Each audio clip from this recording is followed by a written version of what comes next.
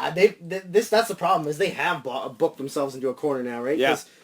You'd want to think that Lesnar would be on, because he'd have to continue the heat of like... Yeah, it's like guy who broke the streak, give him a title shot. Yeah, exactly, right? But then at the same guy time, who just won the title can't lose the title. who you spent a year getting him to this point, and now, what are you going to do, right? Exactly. I mean, to be fair, they change their mind every 10 minutes. Yeah. I don't think they're going to change their mind on Danielson, but they're very capable of going, well, you know what, this lasted long, and like, we'll just go this direction now. It'll be interesting to see. The thing with this, though, is like, because Darren P. had texted me, and when I told him, like, dude, like, fucking Taker's streak is over, and he was in shock because he wasn't watching it. Yeah. And when he texted me, he said, when was the last time that wrestling did anything that actually, like, surprised you like this? And I said, honestly, Benoit winning the title. 10 years ago was the last time that they did anything to surprise me like this. That didn't surprise me. And so, it did, because Trips was still kind of in his power trippy mode. I guess.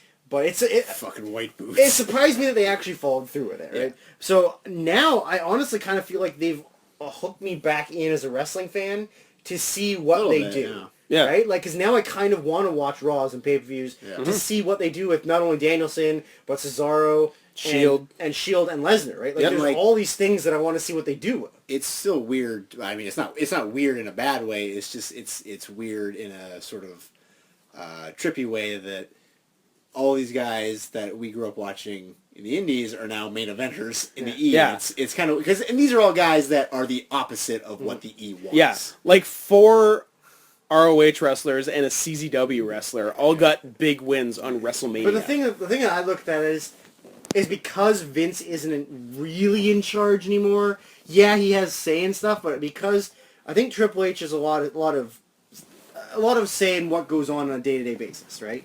Yeah. And Trips definitely understands the business, I think.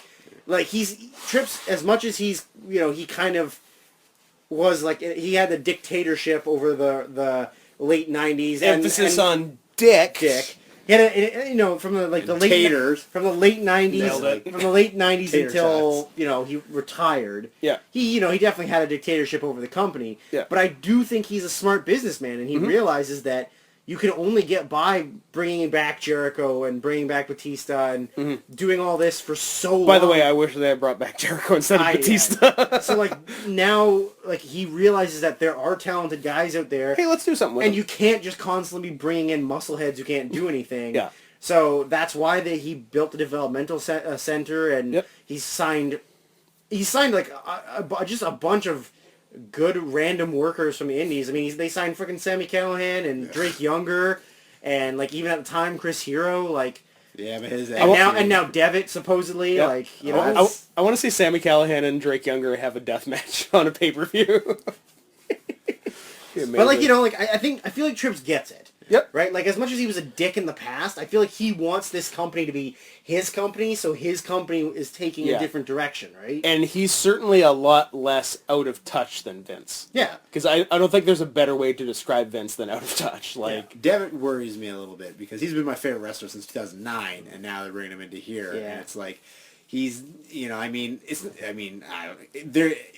they're giving the small guys chances now. Yeah. But at the same time, it's like I feel like we already have an they're Irishman. still small guys. Yeah, the thing, and the thing too with them bringing them in is like they do have a lot. Like Pac, Adrian Neville is good. He's really entertaining. He's got a lot of charisma. He's very over. Yeah. I honestly can't really see him getting that much attention on the main roster. Is he going to do that much better than Evan Bourne? Yeah. No, I mean the thing is, thing. right? Like him and like now they're calling up like Bo Dallas. Like I can't see half these NXT guys who are like. They're good wrestlers, they're good workers, but I can't see them having too much of an impact on the main roster. And I'll be amazed if Bo Dallas makes it. Well, they already tried to bring him up once, that didn't work, and they not sent him back down. He was there for like a year and a half. Yeah. Right? Like there's even like as much as Generico is like amazing, I don't even know that he will have that much great success on the main roster. Yeah, right? What he's got going for him is his charisma, and charisma's a big deal. Yeah, and his ability to talk. Yeah. He's a very good interview. And that's what he's got that Neville does. Neville's got tons of in-ring charisma. Yeah. He's really good at that. but he can't really cut a promo. And he's got a rat face. He's got a rat face. He's Gollum And face. he's small. Like, he's short. He's very short. He's very short. Whereas Like, Generico, where Sami Zayn's not that. Sami Zayn's close to 6 feet. yeah. I know how you like to play games. No, I don't. I hate them. Oh. Well, I like to play games. games. Weird. But I mean, like, Trips is in touch. He gets it. Like, he knows that. I mean, I'm sure that people have said to him for probably before they signed those guys, like for a few years, they were probably said to him like, "Hey, you know who you should look at?" And they're like, "Yeah, I'll get there." And then he looks at them like, "Yeah, all right, let's sign him." Because Right? Regal's been pushing Devitt for years. Absolutely, Yes. absolutely, yeah. Regal has been trying to get him there for a while. Yeah. I honestly, I don't know that it's the best decision for him. Yeah. I mean, but He I had guess a pretty sweet spot in New Japan. I guess if you did. if you never try it, then you'll never know, right? And I think most guys want to go. Oh yeah, I think Because Kenta even wanted to. even the most cynical or like wrestling hipster, because I don't know if wrestling hipsters are real, but like even the most I'm looking at one, motherfucker. fuck you. Are you looking at Kelly? Who, me? No.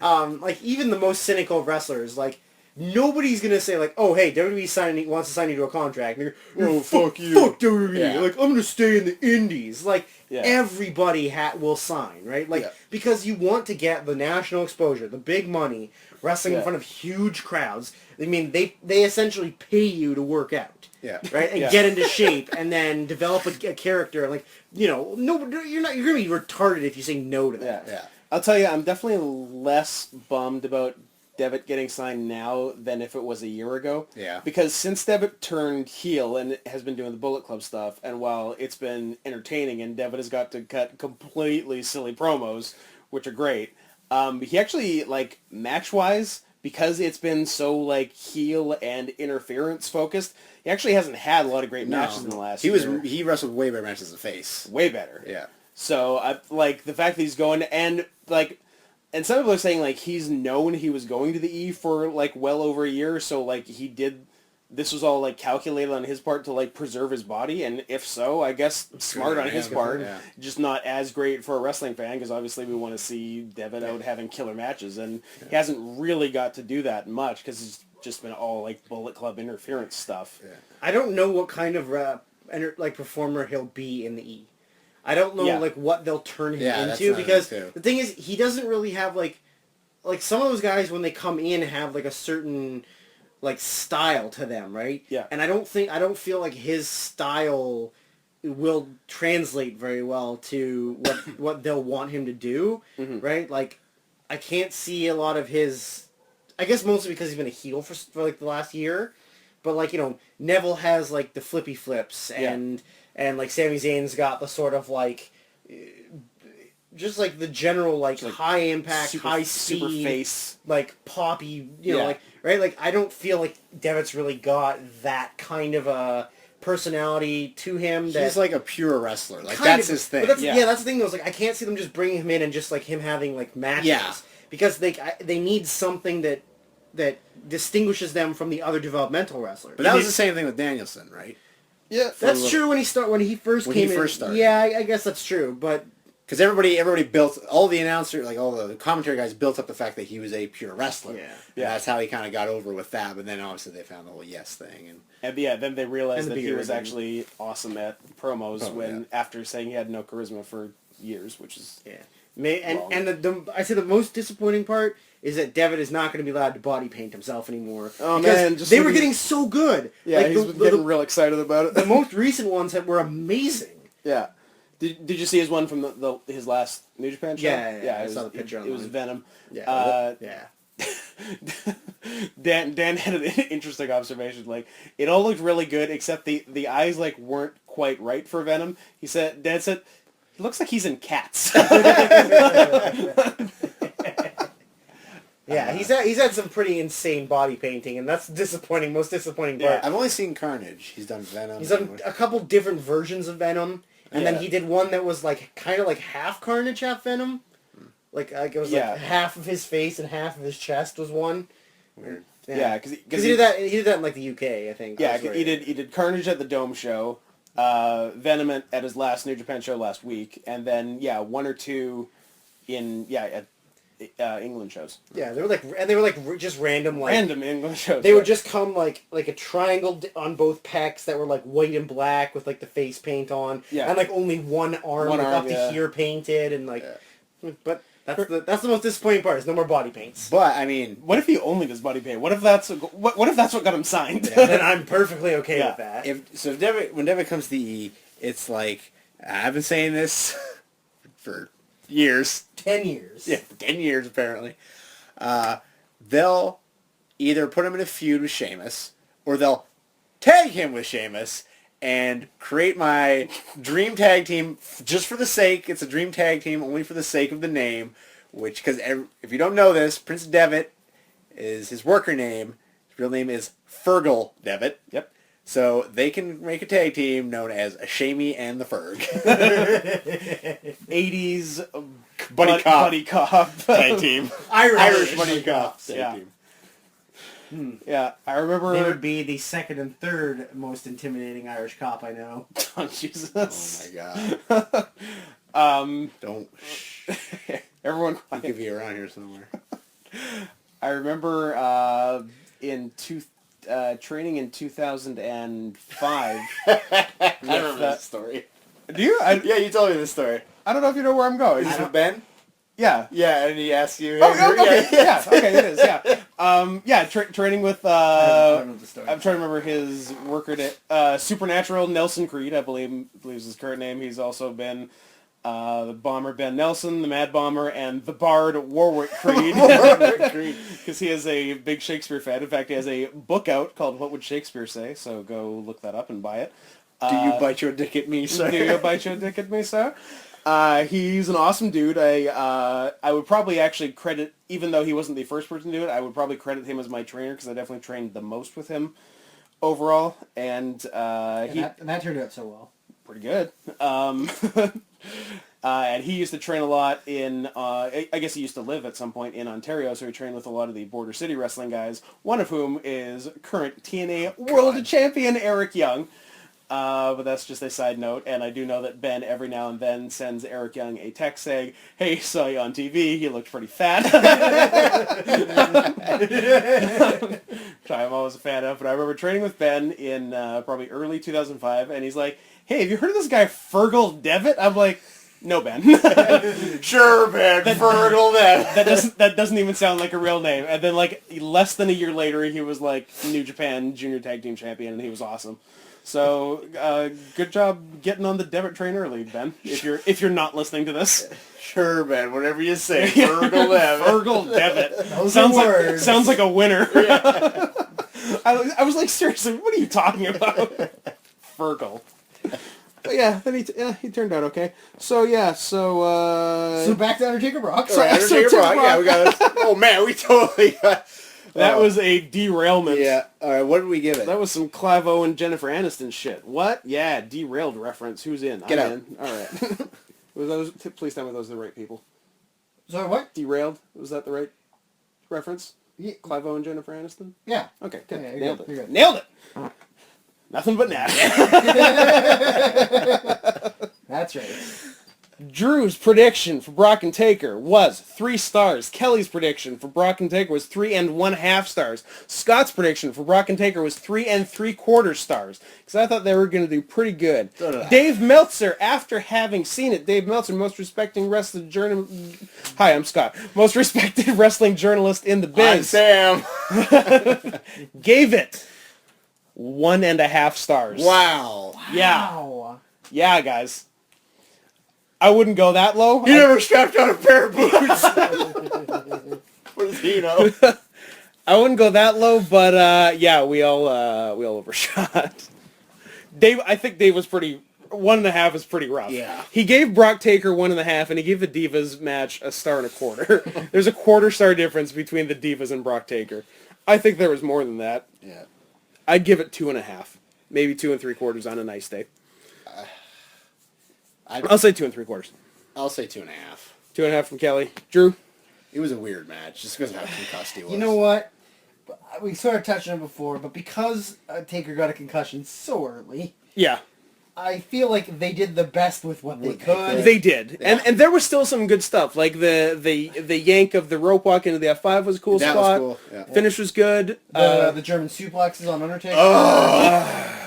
Oh man, Not everything was good.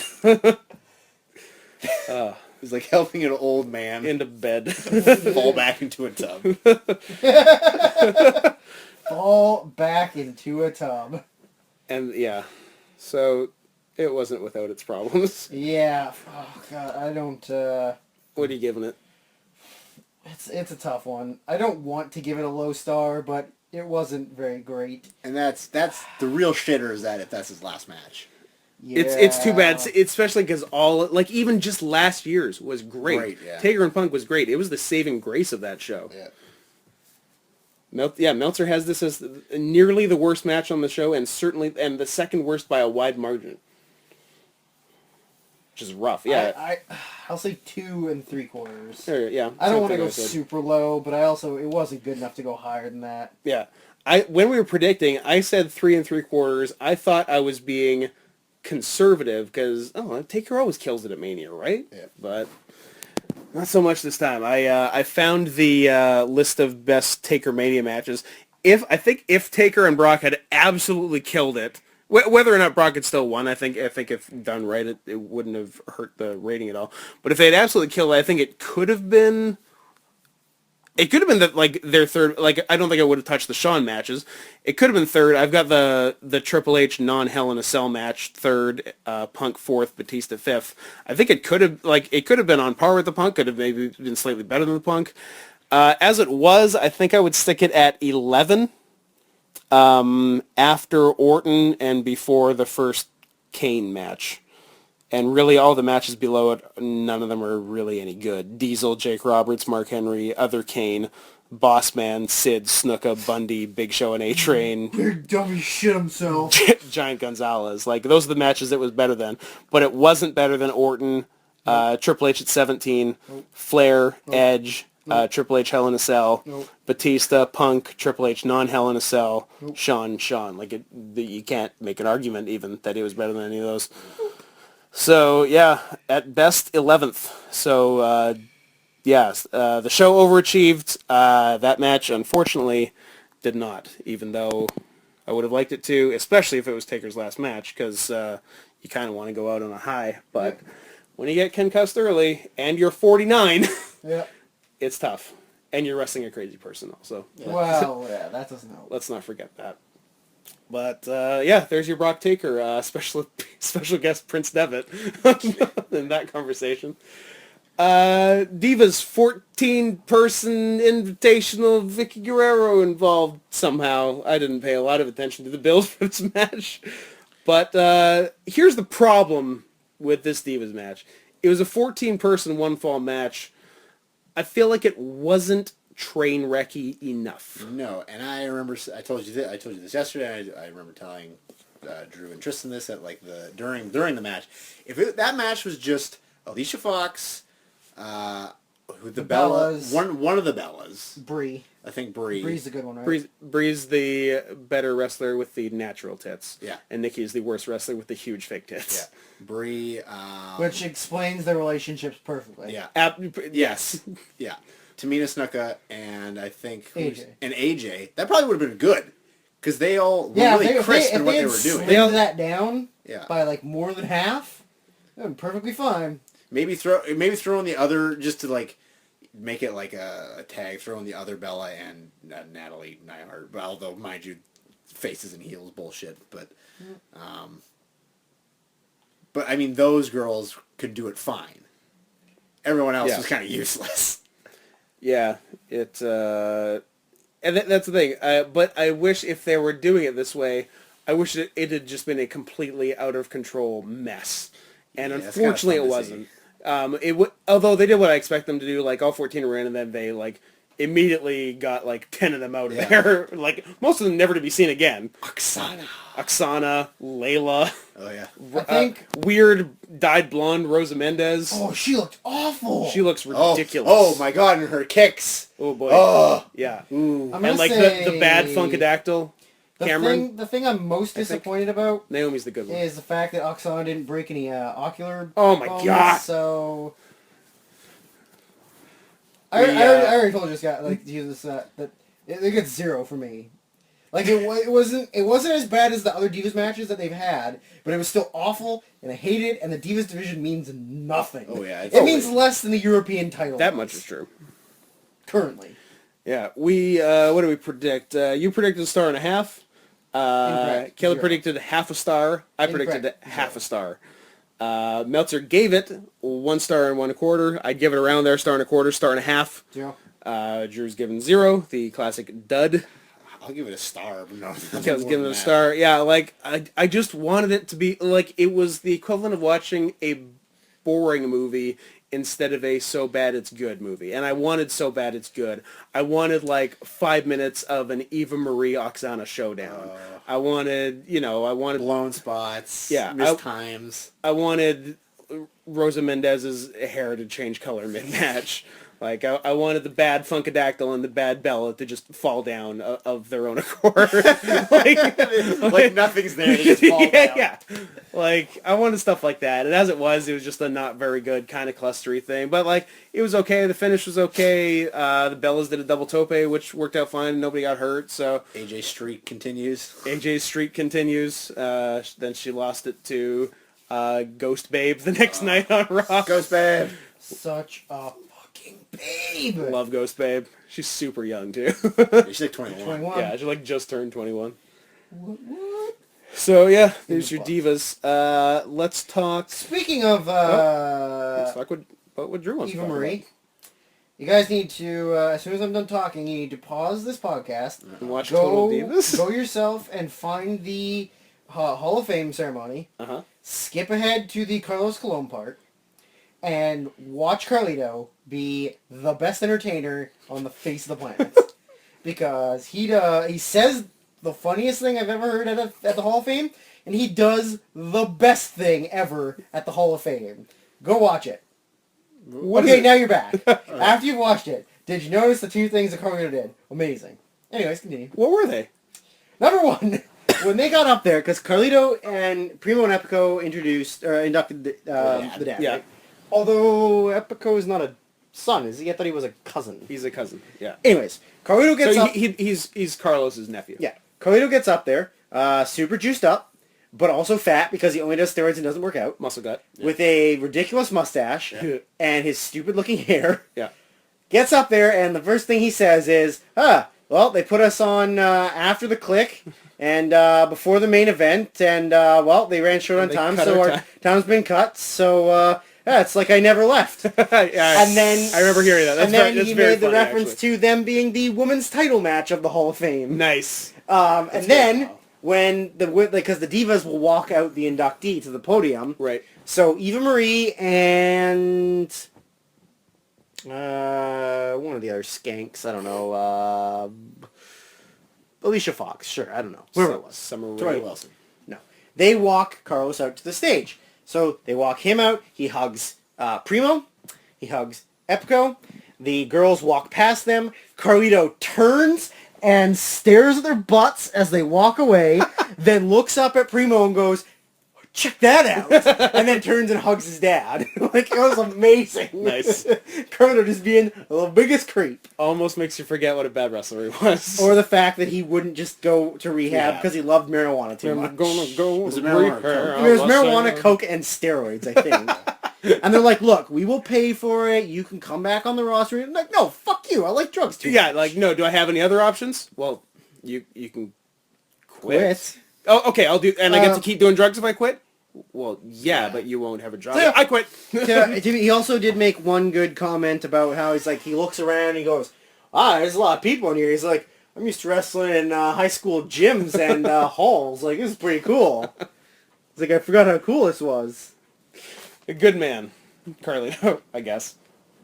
So, Not really. no one's feeling too strong about that. Carlito, undefeated at WrestleMania. The opposite of undefeated at WrestleMania. You unified the tag titles at WrestleMania. Or was Oh, that- yeah. Yeah. Pre-show doesn't count. Pre-show. Pre-show doesn't count. Man, tag titles apparently don't get on the real Tag show. titles or IC titles, one of the two every year. Yeah. What was when Carlito debuted and they did that whole fucking stabbing of John Cena in the nightclub? What was that to cover up? Oh. Elevated at liver enzymes, wasn't it? That's probably an Enzymes job. It was him, Bobby Lashley, Great Khali, and... No, that was a little later. Was it? Yeah. And Danielson. Because the Enzymes gimmick was 07. It was steroids, wasn't it? Yeah. Yeah. Where because everyone was testing positive and they had to keep like hot-shotting the title onto like the next guy before they got busted. And that's how, and Edge got like 3 title reigns out of that deal. Because like, yeah, it was like Lashley, Batista, Khali, and then, Khali got the title because Batista got busted, I think. And then Khali got busted. Good times. So, main event. Dave Batista was in maybe his best match of all time after being complete garbage for the entire time he's been back. And getting blown up 2 seconds into matches. Yeah. Yeah, I'm like, it's a good thing that was a triple threat because after seeing at the Rumble and how blown up he got. Oh, yeah. And, like, I actually didn't notice him being particularly blown up No. here, so I guess he got his breathers in, which is good. Also got to wear his green Shoes. Air Jordans. Maybe he put and some... his weird leg wrap. The hell was he wearing? Maybe he put some Vicks Vapor Rub in his nose so he wouldn't get blown up. Hey, it works. It does. It actually does. I haven't done that yet. I need to do that. Didn't you do it at... No, I didn't. No, You didn't no. follow Oh, through no, with I it? did do At it. 3 to 1. I thought everyone did it. We did do it. Yeah, it was great. Did I get blown up? I feel like I did, though. I didn't. Maybe I... And I'm Look, I'm in horrible I was shape. going to say, if I didn't get blown up, I don't think you did. I get my second win back, though, every night. Pretty Although quickly. you and Dan did a bunch of fast stuff that I didn't do. Yeah. So That's true. We did stand on the apron for a bit. Yeah. We hugged. We kissed. Yeah. It was a gay old time. All good stuff.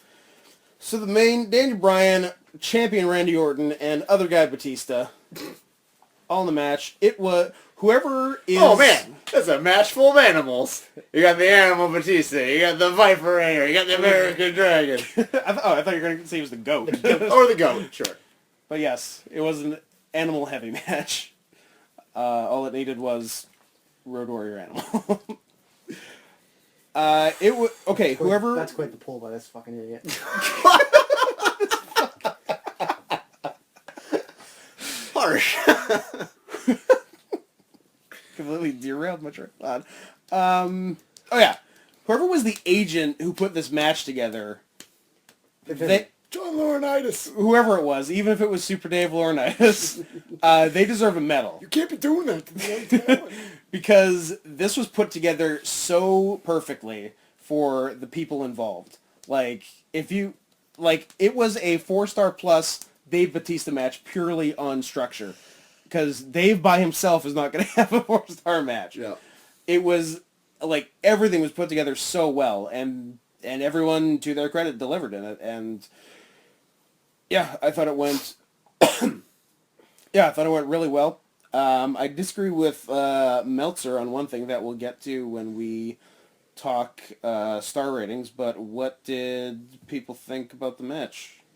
That table spot was awesome. Oh my god. Oh the my table- God. When they were setting it up, I'm like, oh, I hope he does, like, RKO. an inverted RKO, aka a neckbreaker, with Dave's powerbomb. Because, like, what other double team can they do? And like, oh, they did. Oh, and then Orton Fell on a monitor. To be fair, when we're watching it, on a Kelly fucking goes, monitor. "Oh, way to go, Batista! Why don't you fucking throw the monitor away from the table, not over You the never table?" throw them in towards the table. You throw them away. That's true.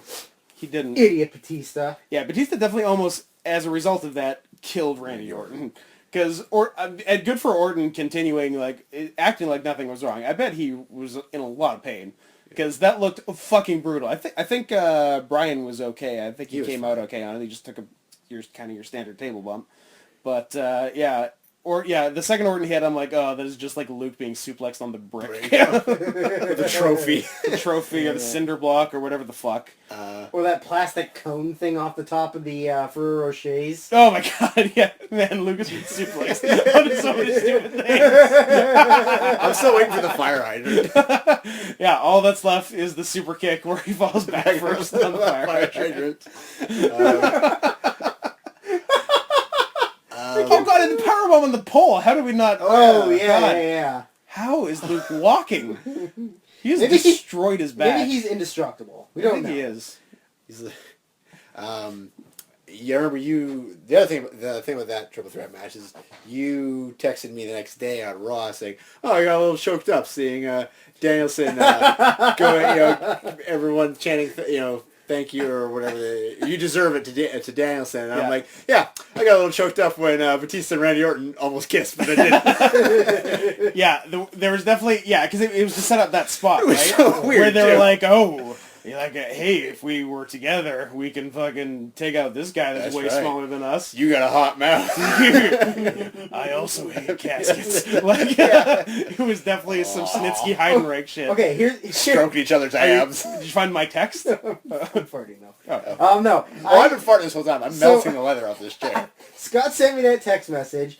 I hadn't watched Raw yet. I was at work. Yeah. And I had recorded, and I said, I'm like, yeah, I'll probably get pretty choked up when I see it too. It was one specific thing, because I knew the crowd was going to chant yes and blah blah blah, and that fine, and that effect, I've seen it 1,000 times. Now he's got the title, great, but it was the crowd chanting "You deserve it" that got me choked up. Yeah, no, and I said that would probably be Yeah. when I would get choked up by that, and so when I was watching it, I guess because I knew it was coming, I didn't. So my immediate response was like, "Oh, that's cool." I'm like, Scott's such a crybaby faggot.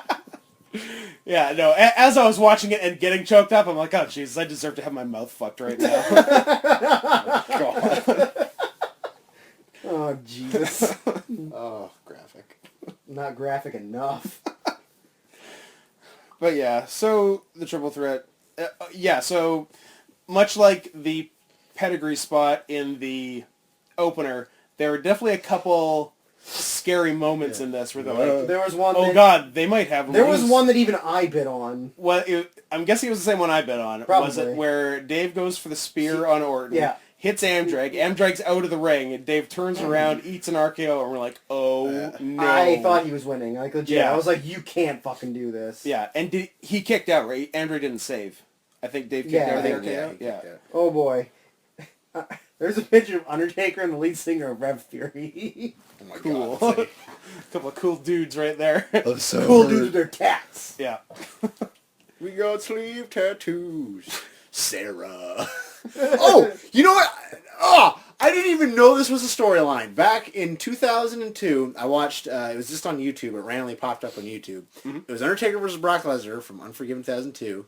Yeah. And the storyline was that Brock Lesnar kicked Sarah in the stomach and aborted their baby. No way. Yes! I don't remember that either. That 100% was a storyline. Wow. Back before everything was PG. Man, how many abortion angles did they do in a row? Like a bunch. Yeah. Like Snitsky and... Lita. Yeah. Fuck. Oh, there's a lot of abortions in wrestling. So many abortions. Yeah, you know what? Maybe not enough abortions. Maybe. Did Katie Vick have a dead baby abortion? That's funny. Oh, Kelly, I- that was tasteless. I did what I said. I've actually never seen the Katie Vick promo. What? I remember hearing about Not it, watching it. but I've never seen the whole thing. It's pretty good.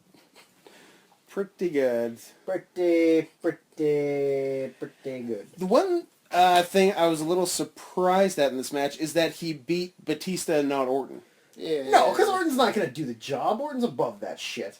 He's not he's not Triple H who's like, yeah, okay, I get it. It's like Orton's like, no, fuck that. Dave's going down. Dave's a shitty old man. He's tired already. The match hasn't even started yet. I'm going to shit in this bag. But in on Raw, didn't... I think, Oh! I'm sorry. What? Scott just reminded me of something else. Oh, yeah, the Warrior. My absolute favorite part of the Hall of Fame was when Warrior outed the Bulldogs as bag shitters. I can't believe it. One of them's dead, and one of them's in a wheelchair and barely alive. Gotta do it. The truth is the truth, man. To be fair, he was going out the next day. I was gonna say, so... 2 days before I die, 2 days later. I'm outing all the bag shitters. Yeah. Where was it for Drew so rude? I'm sorry, bag shitting reminded me of bag shitting. My bad. Fuck. Oh, yes. I'm not doing that here. Orton, because didn't like the next day on Raw, he was like, because I didn't get pinned, I should get the rematch. Yeah. Were they working that angle? Yeah. So there you go. Yeah, which I thought is what they do with Dave, just because like storyline wise, it made more sense to pin Orton just because he had been chasing Orton the whole time, and then he ended up beating Dave. But really minor thing, didn't affect too much, and Dave actually tapped. And like, how many times has Batista submitted? Like, can't be many. I bet he's only tapped to Cena before. Probably. Submission specialist John Cena. Yeah. I'm sure that he's probably made quite a few hookers tap. I'm sure Made he has. Malia tap, doing a splits on his balls. Buffalo style. So, star rating for the main. None of us were super psyched about it, it appears. I have Drew originally saying 3 3/4 and then downgrading to 3 1/4. Kelly and I both said 3.5 going in. Meltzer, upon seeing it, gave it 4 1/2 stars. And that's the one thing I disagree with. He gave this 4.5, and Daniel and Trips 4 1/4. I think Daniel and Trips was better. Yeah, I enjoyed Daniel Trips a little more. Yeah. Because it didn't have Batista. Sorry, Bautista. I think that could be part of it. Bautista. Sorry. Yay, Tista. Good turn face. So that's what we all had predicted. So are you sticking with your 3 1/4, Drew, or are you going to? No, I'm gonna upgrade it. Good man. I will go. I think I'm gonna go 4 1/8. That's actually almost exactly what I'm like. I can't really decide between 4 and 4 1/4. I like 4 1/8 is nothing. So yeah, I'll go 4 1/4. Yeah. I'll go 4. Yeah, fuck it, I'll round up, because everything ended happy with it, and it was good and structured really well, so yeah, I got no problem giving 4 1/4. I do think M Dragon Trips was better, and I gave that 4.5. But, yeah, both great, so any way you slice it, Danielson had 2 4-star matches in a night, which is something probably a handful of guys can say, Chris and Jericho. not many others. I don't think Chris Jericho's on that list. Kenji Shibuya. Of 2 4-star matches in one night? Let me think about it.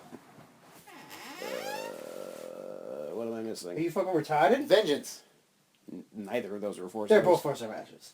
No. Let's watch them right now. No, I neither. have that DVD. Neither's very good. I don't even remember those matches. We're watching it. They're both like maybe 3-star matches. They're both fine You're a liar. and full of like You're a liar. overbooking sports entertainment stuff. You're a liar. What makes you lie? Yeah, no, I was wondering, like, he can't be talking about when Jericho won the titles, because neither of those are very good. Apparently he was, because he's a fucking moron. Hey, Kelly, you want spoilers for the Canucks game tonight? Oh, do I? They're losing 5-1. Ha! To Edmonton. Killing it. Hey, it's Smitty's retirement. game. I know. They're going easy, apparently. Not. That ends this portion of Hockey Talk. Oh, good work, Markstrom. 5 goals on 2 Drew, you know shots. we are recording and nobody cares about tonight's scores from a hockey team. First of all, from any hockey team. Second of all, for a hockey team that's already out of the playoffs. You don't know that. I'm pretty sure. Almost. They're in the playoffs of my heart. And that is the only playoffs. So, yeah, and what do we... I guess we gave predictions for WrestleMania, like, overall out of 10, and I think we all varied between 5 and 6. It was more than that. Yeah. Like, I don't know. I don't know how you rate shows overall, but it's definitely, yeah. I don't know. I guess 7 or probably 8. But just because it was so much better than expected, and yeah, a really good show. Best since 20. Some people say better than 20. But certainly, I don't think anyone would disagree with a top 5 Mania. Because I think the only ones offhand that I would say you can argue are better are 17, 19, 20. Yeah. But yeah, really good show, bunch of good matches, and they ended the right way with the little guy with the beard and the hair kicking all these steroid dudes' asses. so that was cool. And Sorry, did we say our picks for the stars? Or are we doing each thing? for what? For Mania. For Mania? I'm not sure why you're sick-hiling, but I will respect it. Yeah. So, yeah, what would you give it out of 10? I will say I will give it Either of you have your options now. Just say it. 'Cause I'd say... I said 8. I said 8. I would say 8. I will concur with you. There we go. We are 8's all around. unanimous at 8. Are there any 10s? For Manias, I think some people would say 17 is a 10. I would say that they need to watch it again. I don't like Austin and Rock on that show as much as most people. I still like it. I'm gonna murder you. Okay. But it's not, I don't consider it like an all-time great match where some do. It's not their best. It probably is their best. That's not their best. What's their best? 19. That's fine. I was there live. I enjoyed Rock wearing Austin's vest for most of the match. It was fun and weird. And I actually there's a 19 and 30 similarity because Austin was always planning for that to be his last match and didn't tell anyone until after. And I think Didn't Jim Ross know? I'm sure Jim Ross knows. We told him in bed. And probably same thing with Taker here. I think Taker was planning on losing to Brock and that being his last match, and not very many people knew about I it. said that too. I said, I hope no one told the boys anything. Yeah, that's Oh, the boys didn't. The boys were all shocked. Yeah. Which is as it should be. Now, here's the thing. Like, with our wrestling, when we want to do surprising things, we have to work the boys because we are our only audience. Yeah. But, like, they have an audience of 1 million, and yet they still work through, like, 50 people who work for them, which I think is hilarious, but I love it. Because I'm all for...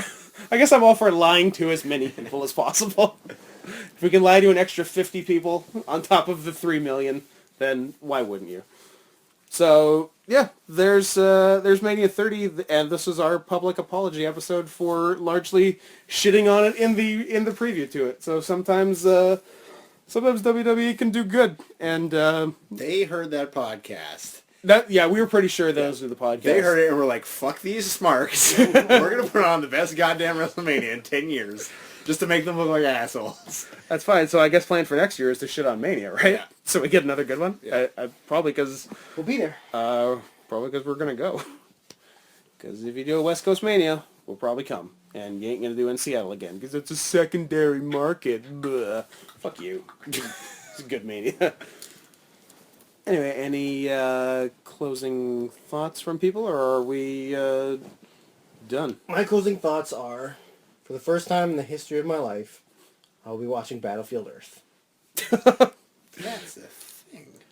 That is a thing, Kelly. That's is. a thing that I downloaded on my computer and we're going to watch. Oh yeah. What? Why? Because... Oh, wait. Sorry. Did you... I'm sorry. What are you thinking of? Okay, I was thinking of Battlestar Galactica. I was like, you fucking nerd.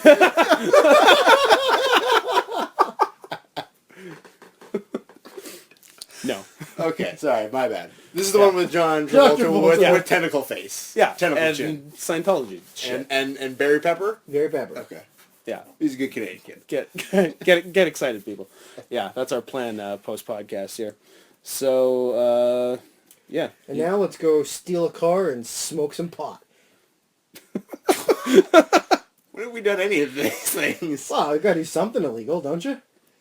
I guess so. You know who's out there. I don't think you should be doing that. Oh, I think I should be doing that. Drew, you should be careful. Sorry, what? You should be careful. For what reason? Well, you know, stealing cars, smoking pods. What if someone catches you? Who's gonna catch me? I don't know. There's people on patrol Who? out there. No, there's people out there. I don't think there's people. Shh. Yeah. Quiet. What's that noise? Silly footsteps. Wet footsteps. Do I hear, Someone must have been in the pool. do I hear a baton twirling? Hold on. I'm gonna go. Kelly, go. I'm gonna check what's going on here. Go investigate, Kelly. Kelly's gonna go check.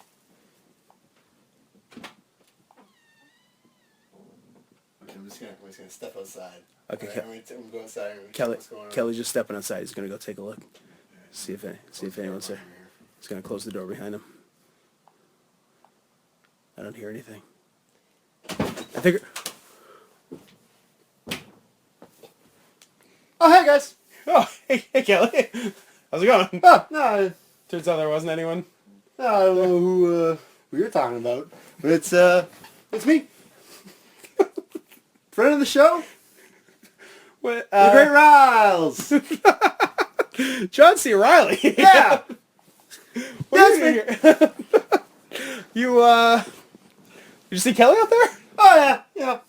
He's just out there, just looking around. I don't know what he's doing, but yeah, I was in the neighborhood, so I thought I'd see what you guys were doing. You didn't see like a crooked Irish cop out there or anything? No. Did you see a little tiny Canadian man drinking some Tim Hortons? Older guy? I don't know. I was hanging with Will Ferrell, so I don't really know. So Right. I can call Will Ferrell if you want, and he can come in here and we'll see what's going on. No, if I can ever get a hold of him. 'Cause hey, I have my phone. Does he not always return your calls? No, I phone him and I'm like, well, it's John, it's John C. Riley. You wanna? Just give me a call back whenever you got time, because we're in movies and it's awesome. And just give me a call back. So He never picks up his phone though, so I don't. It's hard to get a hold of him sometimes. Well, yeah, he's a busy guy. He's got a lot going on. So what's going on? What were you guys doing? We were just talking listen to about the show all the time because I'm a big fan of wrestling. Well, John, I apologize for not introducing you as friend of the show. I actually didn't know you were a friend of the show. Oh, that's okay. I was in the neighborhood, Well, we certainly appreciate you stopping by. We actually just sort of wrapped up our talk. Oh, Yeah. What? No. Yeah, this is kind of the end of the show. Oh, I don't know if you were trying to get in on the beginning. You were a little late if you want to do that, but we certainly appreciate you coming by. We were just finishing up our talk on WrestleMania 30 here. I don't know if you watched it. WrestleMania. No, I like listening to your guys' show. And I like wrestling. I don't watch it though. Okay. But I like it because it's got drama. And me and wrestlers have certain things in common because, they wear skin-tight things, and when I act, I often wear a leotard. So Just leave her, or like you wear your costume over a leotard? I have a pair of sweats, I take them off, and then I have a leotard. Okay. Okay, that's good. And of course, you said there's a lot of drama in wrestling, and you consider yourself a dramatic actor. Oh, yeah. Yeah, like that time I was nominated for the Oscar. Yeah. Yeah. That's right. Oscar nominated. Yeah, we have an Oscar nominated friend of the show. That's not every show can say that. So That's right. We're That's right. certainly happy to have you here. So you must be between filming seasons of Check It Out with Steve Brule. Oh, yeah. Yeah. We have a bit of a break right now, and I thought, I was in the area, and I thought maybe, Scott and Drew and Kelly would be around filming their podcasts, and I thought, well, maybe we're just recording the audio. We don't actually film the podcast. Oh, you don't? No, you're not on video now. No, okay. Okay, because my hair is a mess. I noticed that. Yeah, it's a little askew. But it's exciting. Absolutely, it's very exciting to have you here. You're probably at least the second most famous person we've had here. I am. Actually, you know what? Too, You're the most famous American we've had here. We've had Ron James here as probably the number one celebrity in Canada. Ron James. Oh, don't say probably number Who's one. the number one celebrity in Canada? But I'd say you're definitely the second most famous person we've had stop by. So it's absolutely an honor to have you here. Oh, well, glad to be here. It's a lot of fun, but so I really missed the show. I can't. Yeah, we were actually just gonna close up. I don't know if you wanted to, but normally the way we close up the show is would just sort of go around the circle, and each person will name a shithead of their choice. Oh. Yeah, I know. I didn't want to shock you with the language, but that is what we do. We go around. That's cool. And each person we say, I swear a lot in my movies, so it's fine. That's true. I've heard you swear in movies before. I got a shithead. I got no problem. All right, yeah. I heard you swear in Magnolia. Yeah, you did some swearing. Yeah. When you were trying to seduce that junkie. Oh yeah, that was great. Yeah. I met Tom Cruise in that movie. I bet you did. You didn't really have any scenes together. No, I didn't. Because I was so much taller than him. And they didn't want you in the same scene? They didn't want, because... Now, were you originally written in the same scene together, and then once they saw you on camera? I did, but then people kind of got a little worried because it was like, this guy's so much bigger, so... Did they try putting Tom on a box? No, they hadn't invented that technology yet. As far as far as cinematic trickery goes. You know, they hadn't got that far ahead, you know. Yeah, It's 1999. not crazy like it is today with CGI. Box technology was definitely still in its infancy at that point. So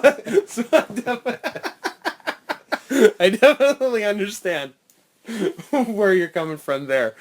But that's like, obviously you got to be in the same movie, but it's too bad you didn't get any scenes together with I thought I could Tommy really, you know, me and Tom probably could have really had that chemistry. Could have really lit up the screen. Yeah.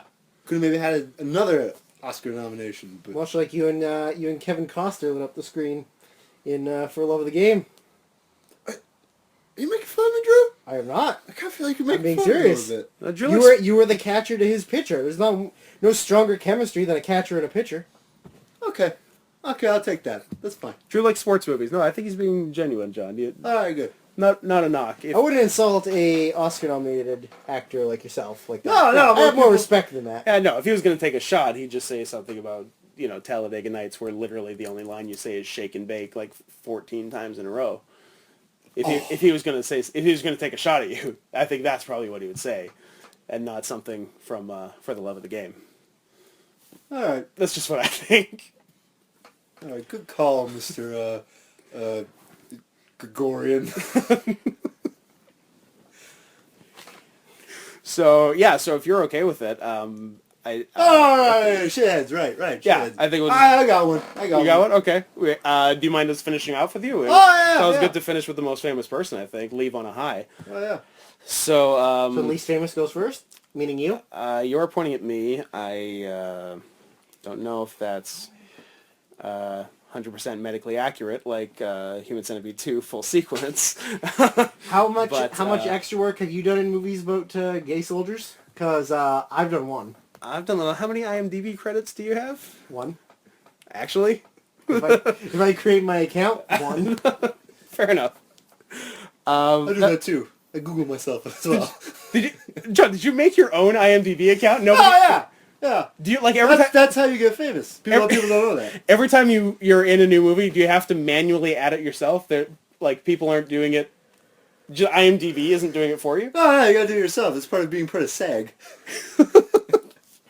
I did not know that because It's kind of a pain in the ass, but I wouldn't put myself on the same level as you. I was in a Canadian comedy short in 1996, and I didn't have to add myself. It just got put in there when the credits got put up. So I don't think you should actually be having to put your own information to IMDb. You're doing major studio movies. It should just get put on there. I think something is amiss if you're having to manually add your own credits every time. And like every time you're on a talk show or something, do you have to add John C. Reilly on Jimmy Fallon as himself? Because I'm sure you do a lot of talk shows, especially when you're promoting a movie.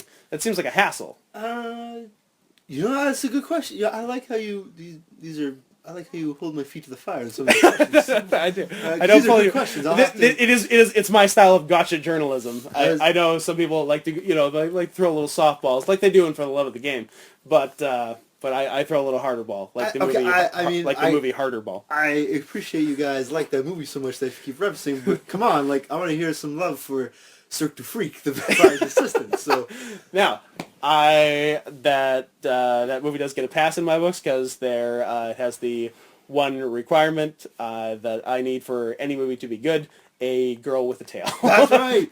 That's right. Much like Star Trek V. That's right. Also good. Star Trek 5.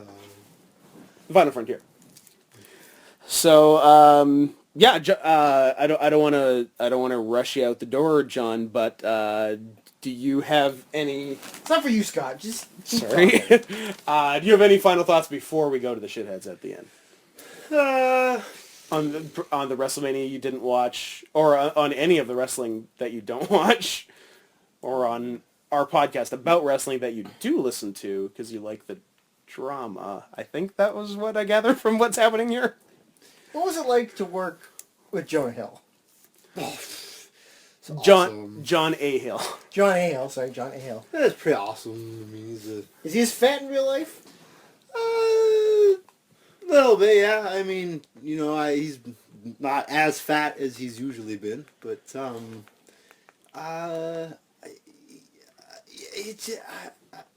he wears glasses sometimes, and I'm just like, that's cool, man. Oh, do the glasses? Because he doesn't really wear glasses all the time, so... Are they decorative? They Does he have lenses in the glasses, or does he just wear frames? No, he just wears frames, and I think I'm like... Jonah Hill seems like the kind of guy who would just wear frames. Can we agree on that? Yeah, Jonah Hill looks like the kind of guy who makes movies that suck and I don't like. Yeah. what's this? Jonah Hill, the kind of nigga that turned his signal on in the police chase. No, that's Drake. It was inappropriate. So, yeah, I think that's it for this one. We will see you at episode 10, the anniversary episode, where we review WrestleManias 1 through 29, each with the length we're devoting to 30.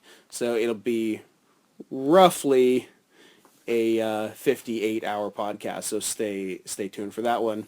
It'll be a good one. And we're going to do it with full uncompressed audio. So 58 hours, that'll be about, let's call it on the conservative side, a 110 gigabyte file. So worth the download, guys. You should do it. And until next time, OGG audio format is shithead. The 100 of the 200 people I graduated from high school with that I don't know who the fuck they are is a shithead. Reunion time. And John. I'm gonna say John Hamm is a shithead. Okay, because he made fun of my hair. Okay, my hair is exciting. All right, it's like a roller coaster of hair. Your hair is nothing. It's not exciting, John. People think it's just a furry mystery hat. It's really just my hair. A furry mystery hat. Yeah, it's just my hair. That's great. His hair is just boring. That's why he's mad. I'm more than happy to close on Furry Mystery Hat.